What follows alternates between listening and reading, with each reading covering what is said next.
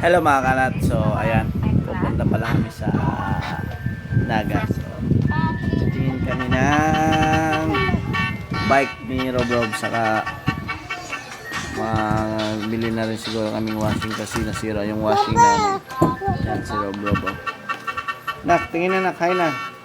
Ayan.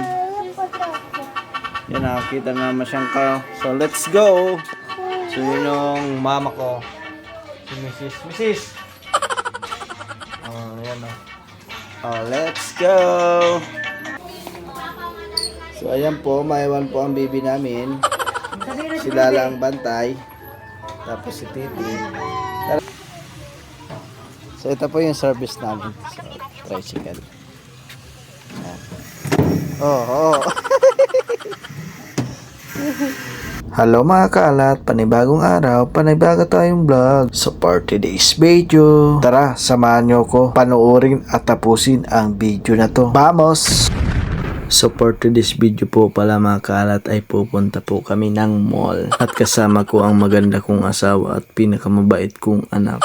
So ayun na nga po, umalis na po kami sa bahay namin. At yung anak naming babae ay iniwan namin kay Lala. At ang service nga po namin ngayon ay yung tricycle. At hindi pa nga namin sinasama yung baby namin kasi madaming tao sa mall. Kaya po pala pupunta kami sa mall mga kaalat kasi bibili po kami ng washing machine. Kasi yung washing machine namin nasira na po. At dun sa bahay ay laging maraming labahan. Kaya kailangan washing machine. Kasi kung mano-mano talagang yung kamay ay sugat na sugat.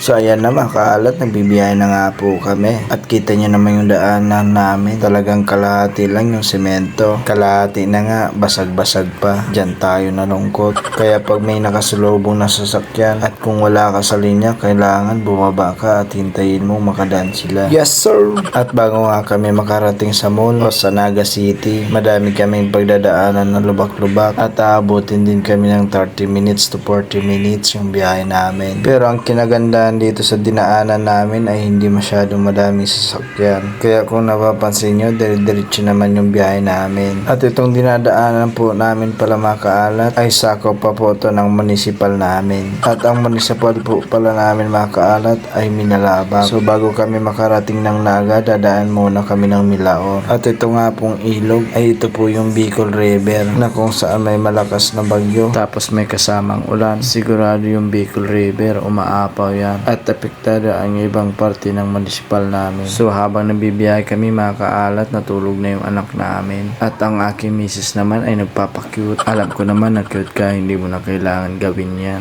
At sa pagkabahaba nga ng kwento ko, sa wakas, nandito na po kami sa LCC.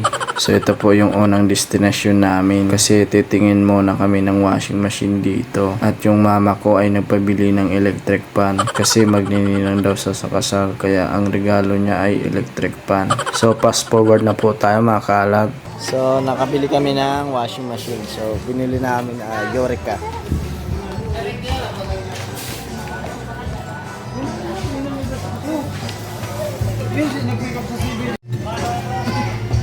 Tapos ang timer sir, huwag niyo pong i-off. Hugutin na lang pag saksak in case na gusto niyo na pong i-stop. So hugutin na lang, huwag lang niyo ibabalik po. Pwede kayong magdagdag sir, huwag niyo i-off. Diyan po kayo nasa sisiya pag bigyan mo ng timer. Oh wait lang bibig ko. Pag walang kapagod, dyan ka rin. Ay, abot! Wait lang! So yan, tinatawag na po ako ng bata. Lamp yan eh, ilaw yan eh. Ilaw yan na. Tapos ito yung pinabili ni mama ng electric fan kasi manginginasal siya sa yung papalit sa kapatid ko kasi yung kapatid ko nasa Karamuan. So ito yung pinili namin kasi alas parehas dun sa motif nila. Yan. So, ayan, wala pong stock nito kaya ito na lang Mikata yung kinuha namin.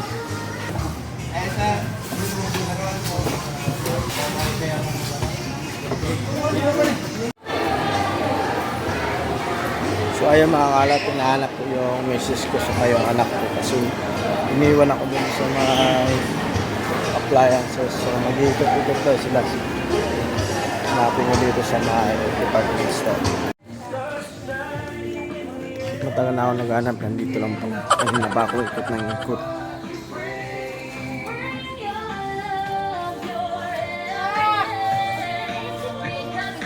Ang tagal nyo. Kanina pa ako ikot ng ikot. Yun, nanay. Nak, kanina pa ako ikot ng ikot Yun, ah. nanay. Nababaliw na ako kakaikot-ikot. Ito lang.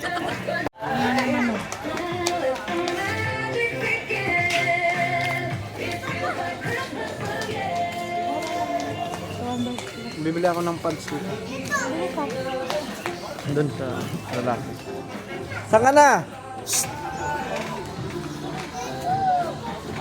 So, nakapili na yung baby namin. O, wala yan. Yung meron ka nga yan, hindi mo naman ginagamit. So, napili niya ito. Robot na kotse. So, yan. Napili niya. So, yung tsura. O, tingnan mo na yung napili mo. Wow! Wow!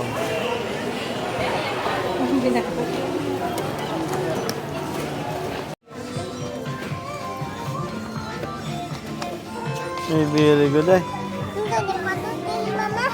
Habang nagpipili ng damit si Mrs., ako naman hindi papahuli. Kaya nagpipili din ako ng pantalon. Baka sabihin ni Mrs. paulit-ulit yung pantalon ko. At nung natapos na nga magpili, punta na po kami sa cashier. At yung bata naman tuwang-tuwa, sumasakay dyan sa car. Sabi niya, brum brum daw. At pagkatapos nga namin magbayad, ay dinaanan naman namin yung training center sa may Citec. Kasi kukunin ko po yung certificate ko, yung training ko po. At nung kukunin ko na po yung certificate, tinawag yung pangalan ko kasi hindi pa daw fully paid. Paano nangyari? Kasi yung resibo ko tama naman yung training, pero yung amount daw mali. Kaya ayun, bayad muna. Nakwag yan, lagay mo. Relo yan, mahulog yan.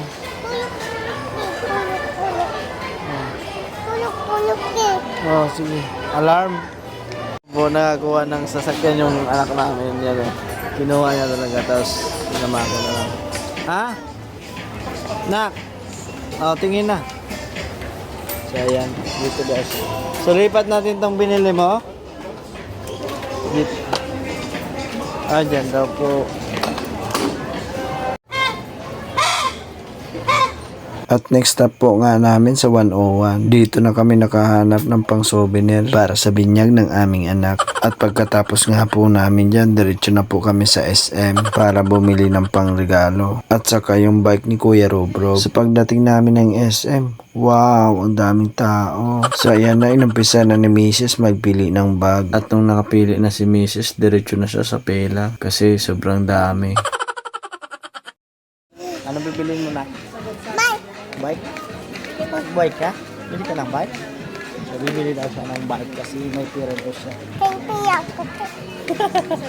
Sa pagdating namin doon sa bike station, mga kaalat, ayaw naman ni Kuya Robro. Kaya ayaw, bumalik na kami doon kay Mama. At pagkatapos nga po namin magbayad, ay diretso na po kami doon sa gift wrapping area para kahit papano ay nakabalot na siya. At habang nagpapabalot nga ng regalo si Mrs., ay pumunta na po ako doon sa LCC para pick upin yung washing machine. Kasi sa mga oras na po yan ay mag-aalas 9 na ng gabi. Baka magsara na po yung LCC. At pagkatapos ko nga kumuha, balik na po ako sa SM kasi yun yung usapan namin ni Mrs. Doon kami magkikita. So yan, may dala yung Mrs. ko na hanap. Mama! Psst. Mama! Psst.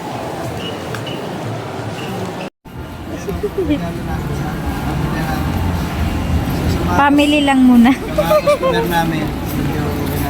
Para po naman kami sa inyo. Hello po. Anong gift mo po sa akin, Rob? Ano gift mo daw kay Mama? Ano gift mo kay Mama? Ibibi nga, wala tayong nabalot.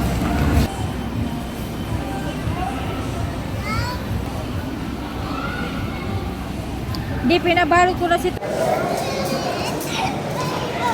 At yung nakita ko na nga po si Mrs., kinuha ko na nga po yung madala ni Mrs. Kasi ayun nga, kawawa naman po siya. Kasi nasiish nga po siya. So pagkatapos ka namin yan ay pumunta po kami sa Dunkin Donut. Ayun, nagkape muna ng saglit kasi magbiyahe na kami. At habang nagkakape nga kami ni Mrs., yung Kuya Rob naman namin ay nakakuha ng kalaro. Kaya shout out po sa pamilya nila at sa baby na po na yan. Thank you po. At matapos nga uminom ng pampagising ay diretso na po kami dito sa tricycle namin. So kita nyo naman po yan, punong-puno yung aming tricycle. At malayo-layo pa yung lalakbayan namin. At ang oras po na yan ay mag-aalas 10 na po ng gabi. Kaya si Mrs. na huling naghihikab na.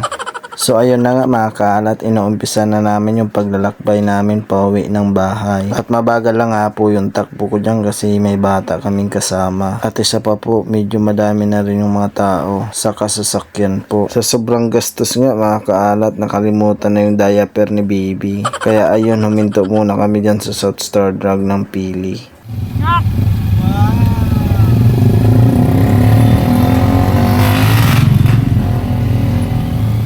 Nakoy na mo, wow!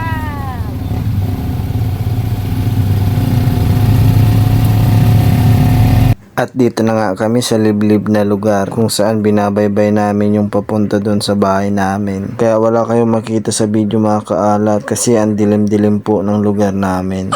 Kaya fast forward na natin mga kaalat. Thank you, Lord. Safe kami. Thank you Lord. Kami.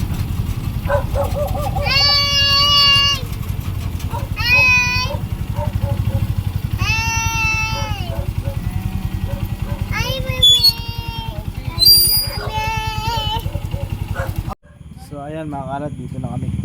Dito na kami sa bahay namin. So alas 10 na. Mag alas 11 na pala. So alas 11 na eh. So, ayan. Baba na, Kuya Rob.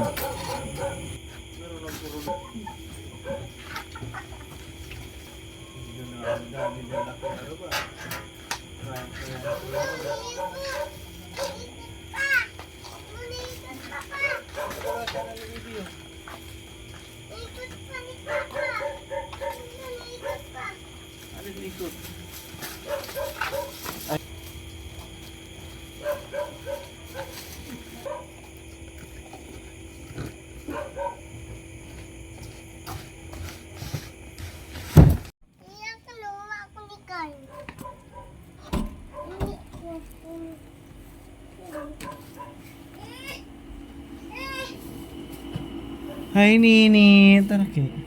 Hi Nini. Wawa man si Nini, iwan dito lagi ni Kuya. Oh, wag ka muna magawak. Ano ka na doon maghilamos? Oh, hilamos ka na muna doon, dali na. Kasi bawal kay baby. Ayun mga kalat, so dito na po kami sa bahay. Nakauwi naman po kami ng ligtas. So, mag-alas 11 na ng gabi. So, ayun lang. So, maraming salamat sa inyo. Ingat kayo and bye-bye!